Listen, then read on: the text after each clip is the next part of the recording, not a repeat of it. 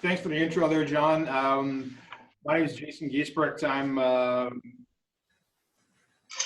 one of the owners here at the Golf Performance Project, and what we're trying to do with these Friday morning events is just give us a little golf outlook, but also what today is. Last week, for those of you who were on the call, last week we talked about really some opportunities to score better and changing expectations. Today, what we have is we've titled it the seven deadly sins of the short game, and this is sort of our I guess John and my greatest hits of things that we see. Got some people popping in. These are things that we see from I don't know how many hundreds of pro-ams that we played in, John. We see people a certain amount of skill, but don't get the most out of it. So again, what I would encourage you to do, if you've got questions throughout, there's a little chat button at the bottom. You can hit that little chat button and ask a question, and we can get to it, or you can just flat out interrupt us and ask us some questions. So without further ado, let's get into number one. Let's just make sure. I'm going to say hi to everybody who's all here. David, welcome. Okay, good. Ed's on. Ed, can you hear us? Can you hear me? I can hear you now. Oh, good. Can you hear us now?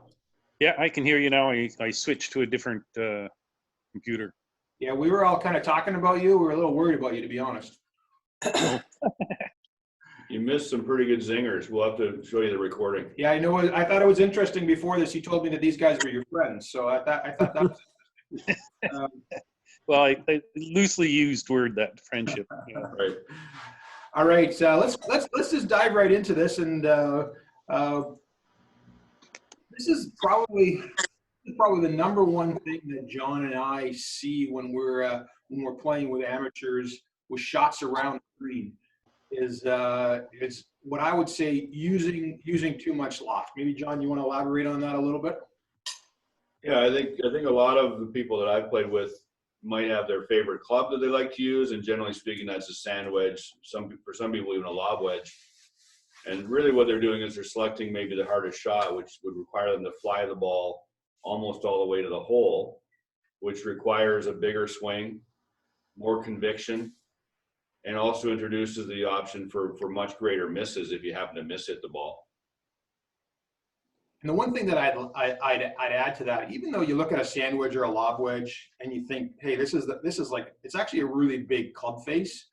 And the reason that manufacturers make them so big, because it plays effectively really small, because the angle that's going to be delivered at, your strike point on that golf club is really, really fine. So my recommendation to a lot, if you're having trouble breaking 80, I would probably say the most loft you should have in your bag is about 56 degrees. It comes to a certain point in time in the loft conversation where, because of club head speed, you don't actually get the full benefit of that loft. You actually just start to have a bunch of those drawbacks from a precision standpoint. Little show of hands here. Who uses a 60? Depends on the shot. Right. Who uses a 60 from the fairway, say on a full shot sort of scenario? I like my 60. It's my favorite club. Okay. Has anybody had the experience they use a 60 for like a bigger swing and the ball doesn't go anywhere? It doesn't seem to go as far as say quote unquote normal. It just sort of floats up in the air and comes up well short. Anybody have that experience? Certainly have. Yeah, so that sort of speaks to your point, I think, Jason. So much loft on the golf club, you start to have less and less depth of face, and therefore every once in a while the club can go almost right under the ball, and you get less energy transfer to the ball, and of course less distance as a result. Same thing around the greens. So we're going to come back to this this too much loft conversation. There's going to be a few of the other what I would call deadly sins that we see happen on the golf course that are really score breakers and cause a lot of ballooning, massive score holes, those triples and doubles and even quadruple bogeys from circumference around the green. So, who we got? We got Double D. David Duvall's on this call. Welcome. All right. So here's the thing that I would say is one of the things that we talked about last week, and that's target selection. But more importantly, what I would call that short-sighted miss. So maybe John, you want to speak to your thoughts on short-sighted misses, and I'll finish off on it. Well, yeah, I mean, this sort of tiptoes around the short game a little bit, but what we found is that so many golfers aim at the flagstick no matter where it is on the green, and then their normal dispersion of shots, because I don't know about you guys, but when I aim at something, I hardly ever hit it there. I have a dispersion of shots around the target. Now, maybe you guys are different. Ed, I've seen you on the simulator. You're pretty accurate, so just tune me out for a couple seconds here. But imagine you have a dispersion of shots around your target, and a lot of people, when they aim at flagsticks, like on the screen there, the flagstick tucked away to the right side of the green, aiming at that flagstick, of course, a normal dispersion of shots, a number of them will land right of the green, if not in the hazard. And then, assuming it doesn't go in the hazard, it leaves you with the most challenging or difficult short game shot you can have, which is, as we know, a lack of green to work with, so to speak, and having to hit maybe a higher shot to control that roll, which introduces a lot of risk and requires a lot more talent or skill. So, the simplest way to look at it would be that if someone was to move their target more in the middle of the green or even safe side, their dispersion would either hit the green or tend to miss the green on the safer side, where they'd have a lot more green to roll the ball up, and their poor shots in the short game would therefore be a lot better. So one of the fellows that I do some work with and converse with on a regular basis, his name is Lou Stagner. And Lou works as an analyst in New York. I talked to him yesterday. He's not, things are rough there right now. Lou is a stats guy. He's a math guy. His firm, his job, he told me, he goes, I can tell a company by looking at their employees' habits, which employees are going to quit in the next 6 months before those employees know they're going to quit. So he's a big data guy, and so he has access to PGA Tour ShotLink, and so he puts out a lot of stuff on social media, trying to he's really a myth buster. And one of the things that he pointed to is that the players on the PGA Tour who have the best short games also are the players in the PGA Tour who have the least short-sighted misses.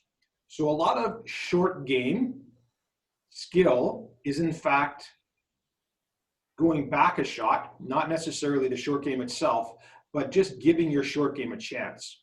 And this is what I see a lot from that target selection that we talked about last week, some of the comments that John just made, all of the pro-ams and members and amateurs that we play golf with, is a lot of those short game issues. Man, I got to get up and down more. Well, you put it in spots where you can't get up and down, where good players won't get up and down very often. So I see this as a big part of our strategy and tactics on the golf course is don't put ourselves into situations where the skill required is greater than what we would have on a day-to-day average basis. So that's really a big part of that.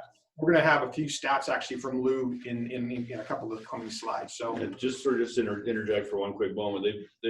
This is happening sort of more and more. It's interesting with this social distancing that's going on, but there's been a lot of golf courses over the years that have literally removed flag sticks from the hole locations and let their members play without any flag sticks. And almost universally, the scoring average of their members goes down when there's no flag sticks. What they found happens is people start aiming at the middle of the green because they're not sure where the flag might be. So the middle, sort of covers the bases, and they hit more greens. They make a lot more pars, and scoring goes down. And then they put the flag sticks back in. And of course, all of us golfers being super bright, scores go right back up because we start aiming at flag sticks again, not having learned from that experience. So interesting notion. And I tell a lot of players, really, until you're shooting in the 70s, let's just hit it in the middle of the green and putt out to wherever the hole location is, because most of us just simply can't control which quadrant we're trying to hit into. So it'd be an interesting experiment, at least, to maybe go out and just try to hit it in the middle of every green and just see what effect it may have on your scoring. All right, let's keep going. Number 3. Okay, this is unrealistic expectations, and so what I've done here is I've really tried to.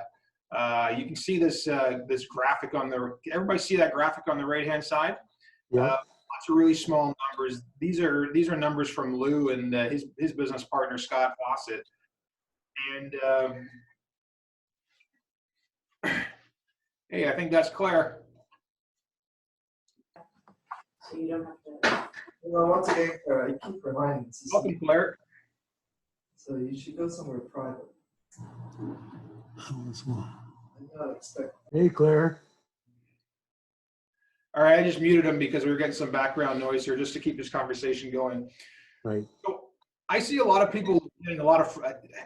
This is another thing that we see in pro-ams and we play with when we play with amateurs is an expectation of what kind of these are make percentages for putts. So when we start to take a look at what happens on a day-to-day basis with people, we get people. I know that JR and I. Someone's got a 10-footer for a par and they missed it. And it's like, man, like I hardly ever make those 10-footers. We look at what happens on the PGA Tour. Wow, they only make 4 out of 10 from 10 feet. They make less than 4 out of 10 for 10 feet. That's some of the best players in the world. When you take a look at those, that chart on the right is this is strokes gained, which is a measurement of a player's performance against the field. Inside of 3 feet, they're basically automatic. The difference between 3 feet and 5 feet on the PGA Tour level is pretty substantial. And I think we think 3 feet and 5 feet, that chip or that lag putt, we probably say, yeah, it's about the same. When in reality, we see that as a really big part of skill is getting that first putt within 3 feet. And we're going to this is going to dovetail into deadly sin number 4, but I see people getting frustrated with their putting stroke, think that there's a putting stroke problem. When you see what the best players in the world are, like really like kind of between 1 and 2 out of 10 from 20 feet, you shouldn't expect to make a whole bunch of those. Any more comments on that, JR? Yeah, I mean, I think having spent time with a lot of golfers, a lot of players sort of when they finish their round, they'll sort of think back over the round, what could I have shot? I call it the Disney score. If everything went super rosy, and you see them sort of counting 10-footers as should have made that one, should have made that one, should have made that one. And it just, to me, it puts us in a situation where we beat ourselves up and probably erode our confidence with our putting in this case, because we're measuring ourselves against, in a lot of cases, we're measuring ourselves against the people we see on TV. And on any given weekend, we're seeing the 10 best players of the 150 best players on the planet. So we get this false notion of what good putting looks like. Well, that's the best putters on the planet having a good week with the putter. So, to me, anything we can do to have realistic expectations and therefore be a little kinder to ourselves and maybe build some more confidence, while at the same time recognizing the skills that we need to build to be successful would be, of course, a recipe that we like to create. So does anybody have any questions or anything or any comments so far? Just a note, make sure you unmute yourself if you've got a question. Going back to the 60-degree wedge, when you're short of an elevated green, and we have quite a few of them at Gorge, there's a temptation at least to use the 60 to get up the hill. I gather that's not a good idea. I guess my question, my response would be a question is have you tried a couple of different scenarios? What's your reasoning for using a 60 versus a 55 or 54? I guess when you're down below towards an elevated green, you want to make sure you're up there. Perhaps a better idea would be to use something lower in sort of skip it into the face of the hill a bit, let it roll up. So I would ask one more question. What's your number one objective when you're beside a green? Get it reasonably close to the pin. Yeah, that depends, of course, on a skill level. To me, if I sort of look at the short game in a couple of steps, not to tangent too much, but the first step of building a decent short game is the ability to get consistent contact. So not chunking, not sculling would be, the high level of consistency of contact. So if you have the skill level with your 60 to get consistent contact, one thing that has been helpful for some of the players I've worked with over the years is when you're down below the level of the green, try to imagine landing the ball on top of the flagstick. So rather than trying to be perfect about landing the ball just on letting it trickle out, literally just try to land it so it lands on top of the flagstick. I found that gets people hitting the ball a little bit more consistently onto the green, not leaving it short on the fringe or well short of the green. You can try that tactic. But the big thing is, if your consistency of contact is not reliable, then taking a little less loft, maybe your sand wedge, maybe even a gap wedge, and just making sure we get it on the green, maybe even play to be 10 feet past the hole, and then backtracking to sim number 2, like short side misses, maybe starting to be aware that if you do come up short at gorge, I know a lot of those greens are elevated, maybe go out and take one extra club every shot, or try to play even to a front pin on an elevated green, try to play a little deeper into the green and avoid those scenarios as best we can, at least on the ones where we hit them decent. If you miss hit it, of course, you're going to come up short. Do those thoughts help at all?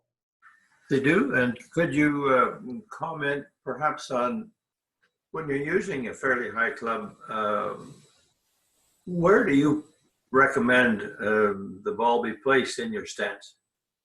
All right, we're going to talk about that in just a little bit. We're going to get to that. It's a great question. All right, we're going to come back. We're going to move to number 4. Here's a favorite one that I hear. Well, never up, never in. Got that one to the hole at least, and the ball raced 9 feet by. So at those speeds, this is one of those golfing lines that drives me crazy. If you're a good putter and you're putting your putts from outside of 15 feet, probably half of them should come up short, because if all of them finish long, you've probably calibrated yourself to have a lot of 4 and 5 footers on the way back. And like we see in the PGA Tour, the opportunity costs that are created by having 4 and 5 footers, they're going to mount over time. We really want to be focused on longer putts, really anything outside of 15 feet of getting dead weight speed. And I really just don't see that. Even on the PGA Tour at 33 feet, that's the tipping point where it's more likely that someone's going to 3-putt than 1-putt. So keep that in mind as you try to make putts from distances. So I'll just say this again: if you have a ball that always finishes past the hole, you're gonna 3-putt considerably more than any gains that you might have made from 1-putting. And I know this is one of the things we talked about last week is that devil and that angel on each shoulder. And the devil on the shoulder is whoever that golf commentator's narrative that's running in your head. You got to get this to the hole. And I just really encourage you to understand that getting it close, really being speed focused. If you leave it short from 33 feet and you have a 2.5-foot tap in, I think you're doing pretty good. Any other thoughts to that, John? Yeah, I love it. I think a couple of thoughts are popping into my head as we go along. Like, the hole shrinks up so much. If you hit the ball more than 2.5, 3 feet past the hole shrinks in size effectively so much that you're not going to make hardly any. If you go past, you have speed that takes the ball more than 3 feet past. So that it's a bit of a false narrative, and us guys don't want to seem like lack courage. So we feel like getting it to the hole, at least we were aggressive, when really, if we can boil it down away from emotion and get down to the math of it, like Jason's talking about, we don't make hardly any more. All we do is 3-putt more. I think logically we start to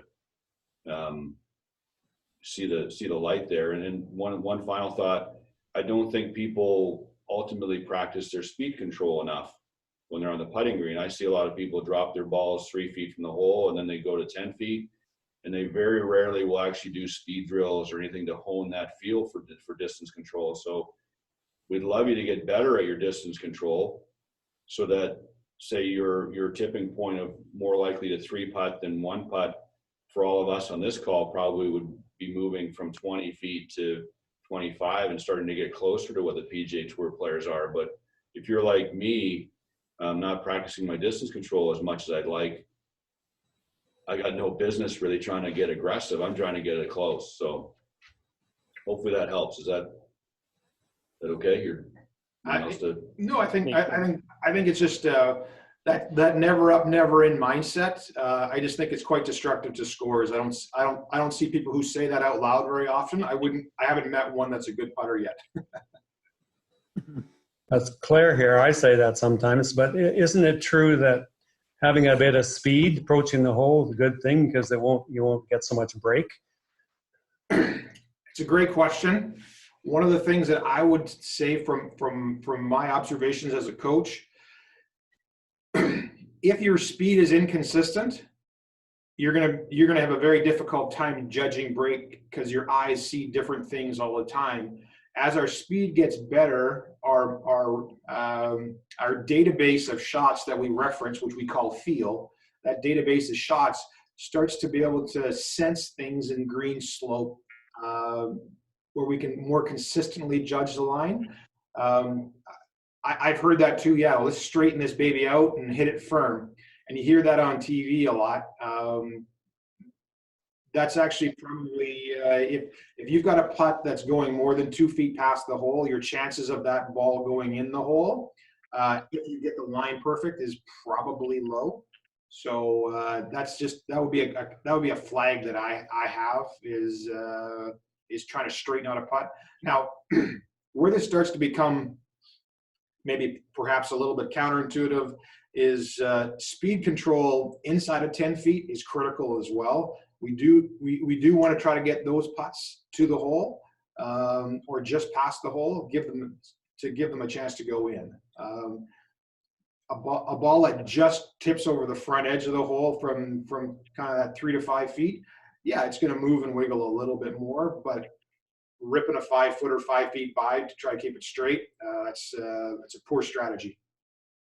Yeah, I would say when you see a professional on TV or a playing partner that's an exceptionally good putter or very confident, when they have a 4, 5, 6-footer and they hit it into the back of the cup, so to speak, they are basically saying, if they're successful, that they're so accurate they can afford to take a 4 1/4 inch cup and shrink it to a 2-inch cup, which is what they've done when they've added speed, because their accuracy is that good. Most of us, if we shrink the cup from 4 1/4 to 2 inches, and then add the speed that would coincide with that, we're not going to be accurate enough directionally to hit that part of the cup and actually make more putts. So it's a two-edged sword, isn't it? Softer speed, bigger cup, more speed, smaller cup. So keep in mind the very best players in the world from 5 feet miss 1 out of 4. So we should probably plan our tactics accordingly and try not to give ourselves any 5-footers. I would say just one more thought before we move on, sort of Jason's point about speed being really important on even the makeable putts. Say we're talking 6 to 15 feet, we've hit a good iron shot or we've hit a mediocre pitch. Speed's important because as we all know, speed and line marry up to actually making the putt. So while from outside 15, 20 feet, Jason's point about just trying to get it close, very good. To me, as a skill, if you guys wanted to start making more putts, I would suggest you work on those 6 to 15 footers, working on your speed. In a perfect world, I try to get my players to be able to get the ball to finish 6 inches to a foot past from those distances. So when you do come up a little short of your intention, the ball will still get to the hole, so you'll still make your share. If you hit it a little bit harder than that, you'll still be sort of 2.5 feet past, so you'll still be making majority of those coming back. So even on those smaller ones, distance control is important, because if you don't hit the speed that you've used when you've gone through the green reading process, the green read you come up with will not be pertinent, because you hit it hard, it won't break until later. You hit it too soft, it'll break sooner. Does that make sense to everybody? We get a thumbs up or a head nod or a WTF, depending on what the reaction is. Yep. All right, let's, this next one's gonna go a little bit more into technique. And this is what I call setup to fail. So here's a setup with a player who's got a couple of different ball positions. The setup on the right-hand side is got lots of forward shaft lean. And if you understand the design of a wedge, there's a concept called bounce. I won't go into too much design conversation, but when we lean the shaft forward a lot, in this situation, our strike needs to be perfect. That golf ball needs to be struck perfectly. Really, when I say perfect, you kind of need to make third groove contact. So the shaft position, or the alignment on the, all right. I dragged him into it. Dragged me into it, okay. So this golf club has bounce. You can see that the trailing edge of this golf club right here, when the shaft is vertical, is actually lower than the leading edge. So when we take this baby and we tip it here, now we've got a cutting knife on the front here. So we have to contact that golf ball perfect. Okay, our turf interaction has to be perfect. Whereas when we have the shaft, when we deliver the golf club, so the shaft's more vertical, we have more of a sweeping motion.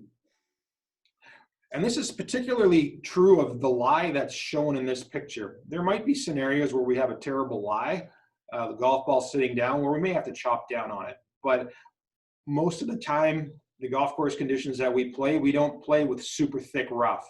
Our golf course superintendents know the demographic, and they're usually pretty kind to us, unless we're hosting a championship of some kind. So this is just another piece diving into technique a little bit, but typically speaking, if we can keep the shaft of a wedge more vertical when we strike the golf ball than less shaft lean, we're going to have a higher, our degree of error can be higher. We can actually, on that shaft position on the left-hand side, we can actually hit the ground behind the golf ball just slightly, and the golf club's going to skip into the ball, and we're going to have a functional shot. So anybody have any questions on that?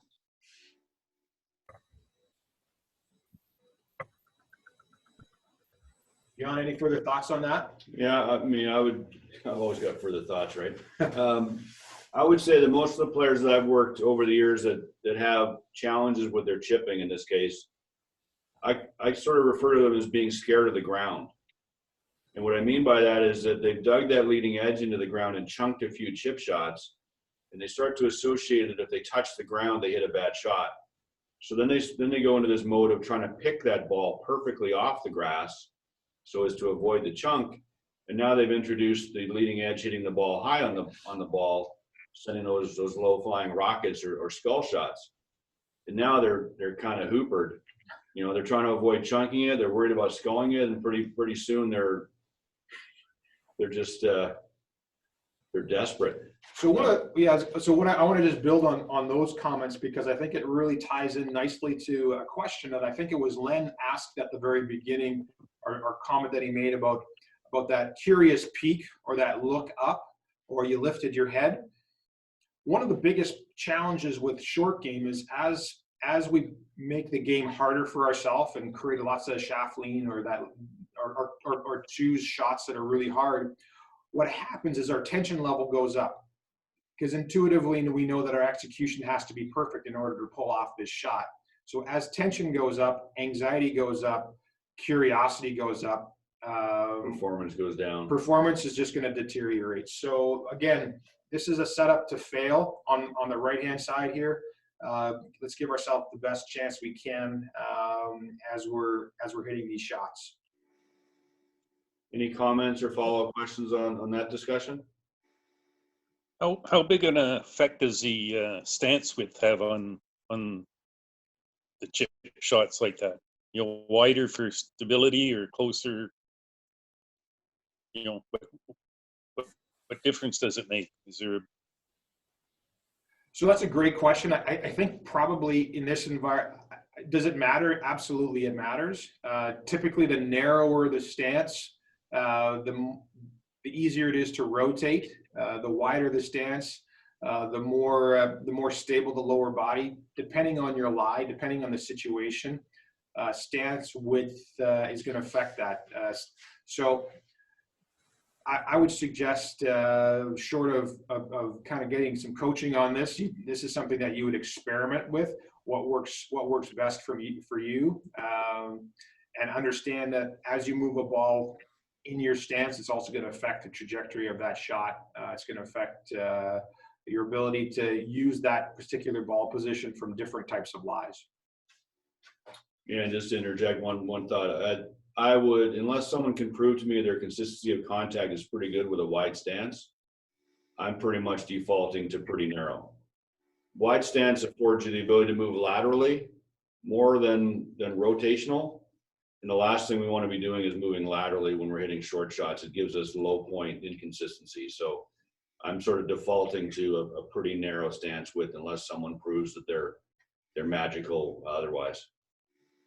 I would agree 100% with John. I think typically what we'll see from a technique standpoint with a lot of amateurs is not enough rotation. So the golf club needs to exit to the left, which helps. When I say exit, sort of the impact zone needs to be moving more left than most people appreciate. So If you're right-handed. If you're right-handed. If you're a lefty, just get off this call right away. Yeah, and this is all right. Let's move forward. Number 6. Hey, there's a beautiful man, Michael Breed, right there. Let's do this. Man, I see this all the time. We've got a flag stick here that looks like it's tucked about 12 feet over, downslope of a bunker. Those are my red graphics. I did those myself, you can tell. Those are nice. Those are nice. I see players choose shots far above their skill level all the time. I see a golf ball. I see a bunch of golf balls there, but this golf ball here sure looks like it's sitting down a bit. He's going to hit a high skill shot, and the risk that he has of hitting that shot is really high. If we go back to those putting stats, the difference between kind of a 12-footer or 15-footer and a 20-footer, because you're probably going to hit the downslope and the ball is going to run 15 feet away. And having a 20-footer on the left, statistically, your chance of making those is basically the same. But shot after shot, if you try the harder shot on the rightward route, I guarantee that you're going to try to get cute with it every once in a while, leave it on the top of that hill, or worse, leave it in the bunker. And these are just score. This is the easiest way to make a double right here in this scenario. So my encouragement, similar to that short-sighted miss conversation, was giving yourself a chance. And sometimes bailing out is actually the smartest thing to do. It's the hardest thing to do. But I see a lot of times players take on shots that are, quite frankly, even a PGA Tour player couldn't pull them off.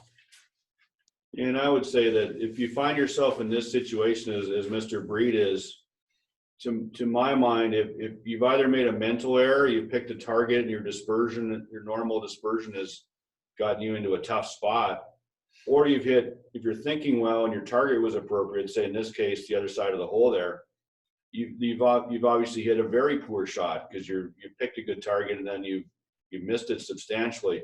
So both those situations, you've just made a mistake of some kind. And one of the things that a lot of good players or PGA Tour players is never hit 2 bad shots in a row.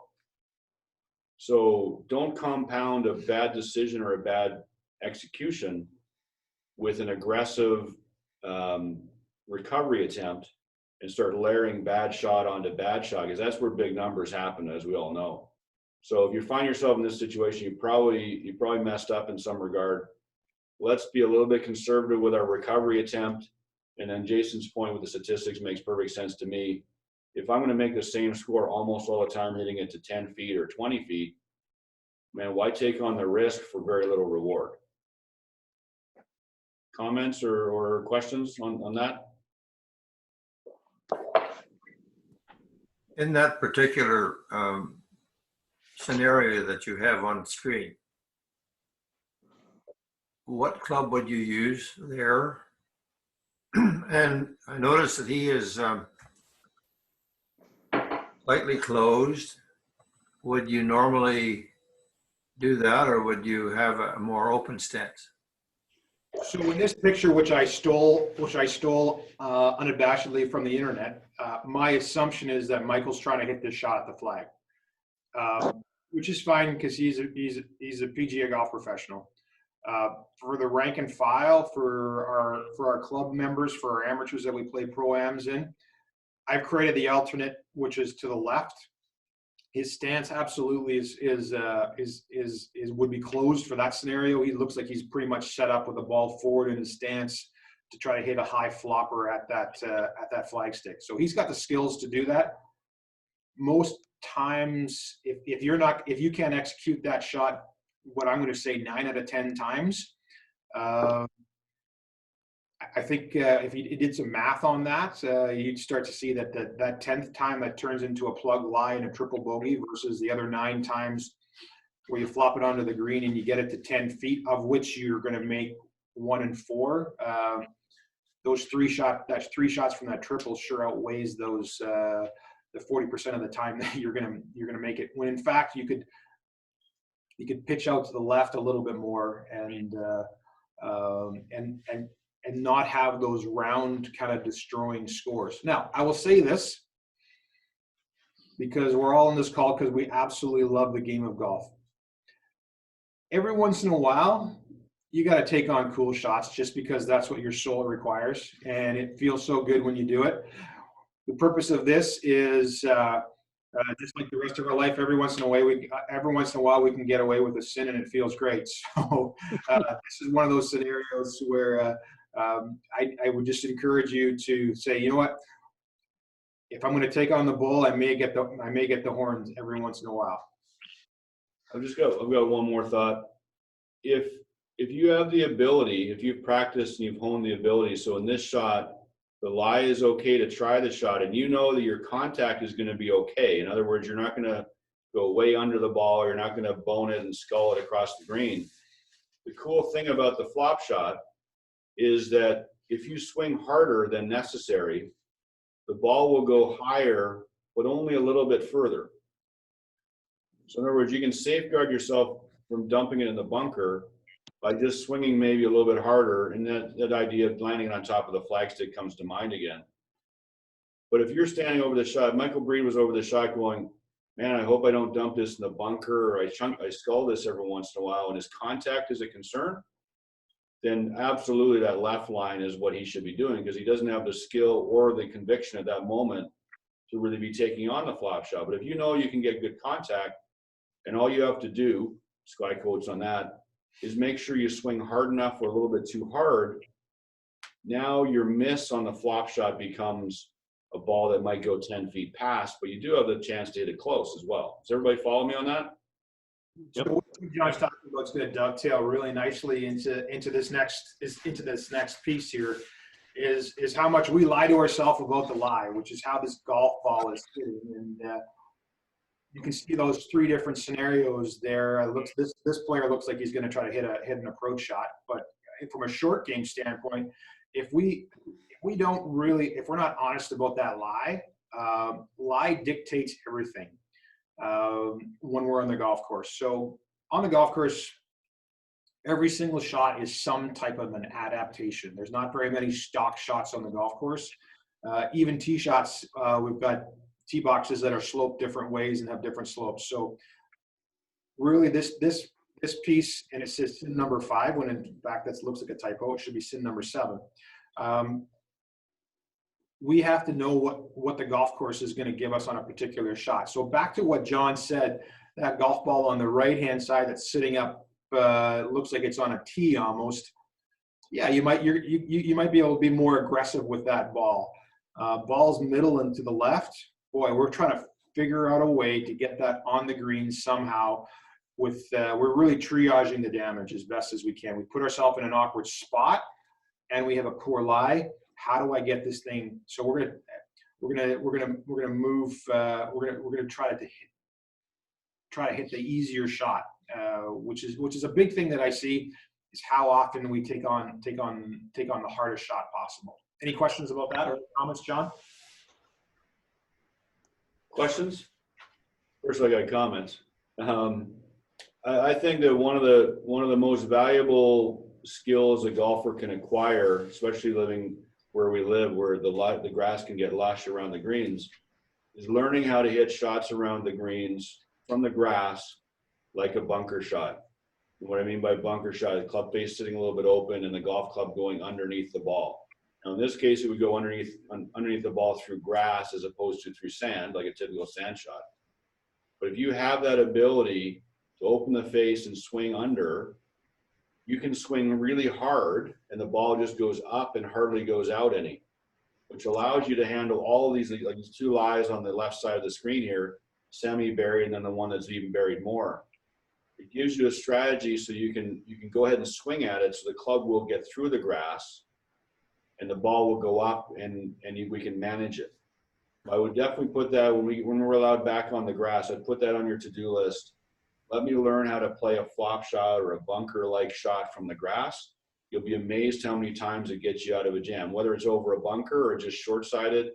The ability to swing hard at something when it's sitting down in grass is so valuable, because trying to be dainty with that grass, you hit it a little bit off, that grass will just swallow your club and you'll barely move the ball at all. Does that make sense to everybody? Thumbs up or classic like talking about? Okay, cool. So we talked a little bit about this piece last time, is that voice in our head. And so a lot of these things we do around the greens, it's my encouragement to you to change the narrative. And every time you hear, hey, this is what you should do. If you're 10 yards off the front of a green on the fairway to a front flag, I see so many guys grab a wedge or something. I'm like, what should you do? Well, what you have to do is get it on the green. So let's choose a club, and if that's a putter or a 7-iron, let's have a shot. Less loft is typically what we'll see is has the highest chance of getting that golf ball on the green. And our strokes that we kind of waste, if you will, are most commonly wasted when we take too much loft. So that goes back to deadly sin number 1. Don't say, hey, because that narrative's running in our head. You kind of hear Peter Costas say, well, if he was a good chipper, he'd probably take a lob wedge here and spin that into that slope. Meanwhile, Justin Thomas is winning a PGA championship, putting it up all those slopes, or Martin Keimer is winning a US Open, putting it up all those slopes, and they're kind of being criticized for their short game. Well, they just know better, that they've actually chosen the easiest shot. Why would they choose a harder shot? So that's kind of the conclusion of what we new share, pause share. That was kind of the conclusion of what we wanted to bring to you guys today. We've got a little bit of time left. Call it 5 minutes or so. Love to get some feedback, questions about this. If we can unpack anything, happy to do that too.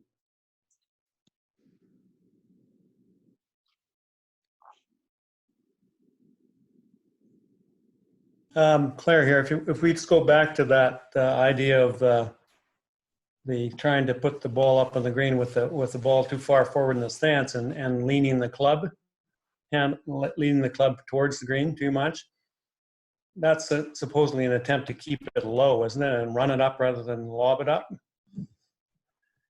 Yeah. So if you're gonna lean a shaft way forward so that you can keep it low, I would ask the question why you don't use one of the other 13 clubs in your bag that have less loft. Yeah, that's what I was going to say. It's probably what you should do. because even if that's an 8-iron or a 9-iron, and those golf clubs also have a little bit of bounce on them.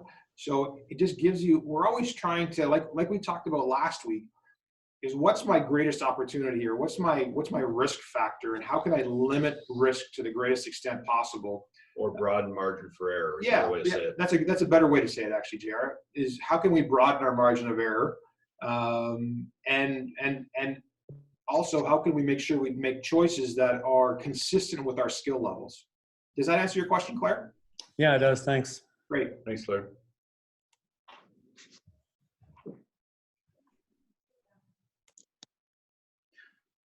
One of the other things that I believe it might have been Gord at the beginning just mentioned 2 shots out of a bunker. One of the things that I see, and I think it was a little bit to do with to perhaps Len's comment about that curiosity, or when I say curiosity, that head peak. What I see with bunker shots is this is something that John talked about early in the presentation. Not people approaching bunker shots, not understanding, in fact, how important speed is out of a bunker.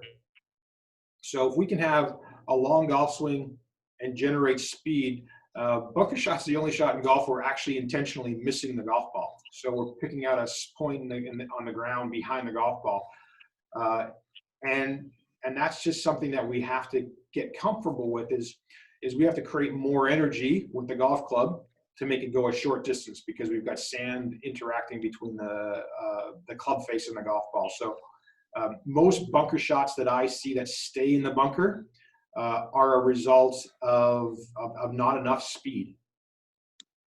I would add to that, a lot of the bunker, like not enough speed, combined oftentimes with that leading edge getting involved with the sand. So not using the bounce, so to speak. So again, leading edge getting into the sand in this topic, very small margin for error. Get that club sitting open, get that sole, as Jason was showing us what a bounce feature looks like. Back edge of the club being a little bit lower. I'm gonna sneak in here. So you get the golf club sitting like this, where that leading edge is a little bit high. You can imagine this club wants to skim versus dig. So I think just like a closing thought from me would be, if when we get out to practice our short game again, if we could sort of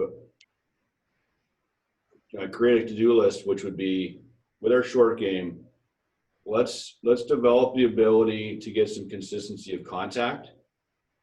Because if you have that, then the whole rest of the short game broadens out to you, which is developing a feel for how hard to swing to carry the ball, and shot selection, or adapting to situations.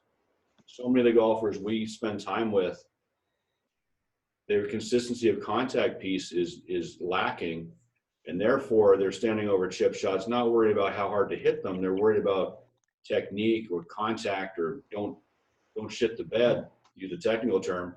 They're not really even playing the game, right? They're busy trying to avoid a disaster. So I would urge you to spend some time on developing your technique or confidence and consistency of contact first, and then develop feel for distance and control trajectory, selection, and away we go. Does that make sense to everybody? It does. Very interesting.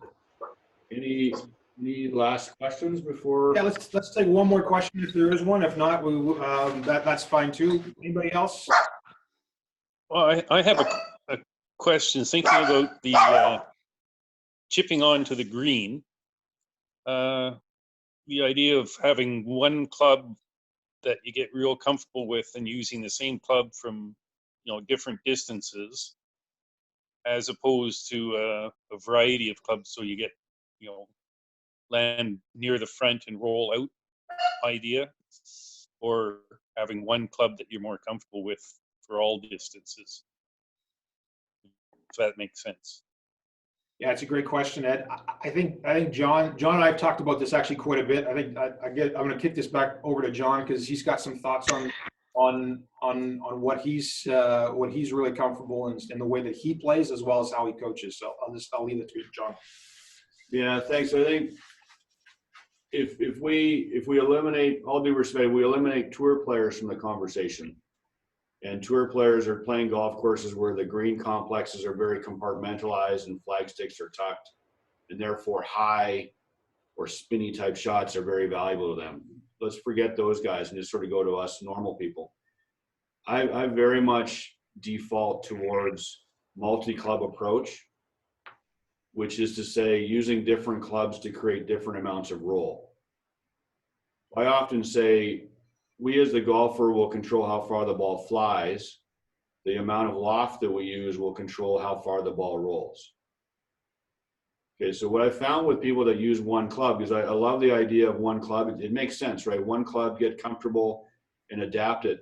Well, what's required of you in that world is you have to be able to fly the ball different distances with that club. So you have to have a pretty well honed feel for carry distances, which requires constant maintenance, which is cool. If you have the time to do that, great. It also requires courage, because the further you fly a wedge, say you're using a sand wedge, the more spin you put on the golf ball. So the further you fly it, the less and less it will roll, which means you're 10 yards off the front of a green, the pin's at the back. At Gorgevale, let's say you're just short of the 11th green and the pin's in the back left corner there. So you'd have to fly the ball maybe 30 yards, and then it's going to spin quite a bit and stop pretty quickly. The length of swing needed for that is quite large. And then the scope of misses is quite large. Conversely, if it were me standing there, I might take a 9-iron or a pitching wedge and just make a much smaller swing, land it just on the surface and let it roll back. A shot that doesn't have much spin on it. So kind of a tangential way of looking at it, but I like smaller swings. I like multiple club approach. Smaller swings put less spin on the ball when you hit it solid. And then if you hit it a little thin, it has less spin already. So it's really about the same. So the rollouts look about the same. Bigger swings, solid has a lot of spin. Little thin on the club has way less spin. So the rollout distances are quite different. So I'm a fan of multiple club approach. Again, unless you can prove that you're awesome with one club, then I'm a fan of that. The caveat I would add to that is that my perspective on multi-club is probably 3. And the reason I say 3 is I don't really like to see a player practice or play a shot on a golf course they haven't actually practiced or experimented with. So I want people to have a real good sense of how that club's going to respond in that situation. So that might be, you've got a sand wedge, a pitching wedge, and an 8-iron or a 7-iron golf club that you hit almost all of your shots with. So that would be my recommendation, is as much as we're saying using less loft is better, which I think we all agree, John and I 100% agree on. I also would encourage you not to try a shot on the golf course that you haven't practiced. So Ed, to your point, should we be comfortable with one golf club or another? I would love you to be confident, get comfortable with 2. And as we talked about last week about where our strokes go, I see too many people hitting golf balls on the range and not enough people hitting little short shots around the greens to really make sure that part of their game is honed. I think most everybody here on the call is members at Gorge. You guys have literally the best practice facility in the city. I would take full advantage of all of the smorgasbord of different shots that you can hit around the short game areas that you have at your club. Does that help, Ed? Certainly does. Yeah, sort of my bias that way too. But it's nice to hear it from the pros. Jason's point, right now, if you guys are good with one club, then when you're playing, absolutely use that one club. But when you're practicing, you start to try to develop a few other weapons and then introduce those when you're playing, when they're ready to be unleashed on the world. Everybody, it's been a great call. Love the feedback, love the questions, and if you have any other questions about anything else, you can email us at getbetter@thegolfproject.ca, or you can I'll give you my phone number too. It's 250-812-0059. You can call me directly and ask me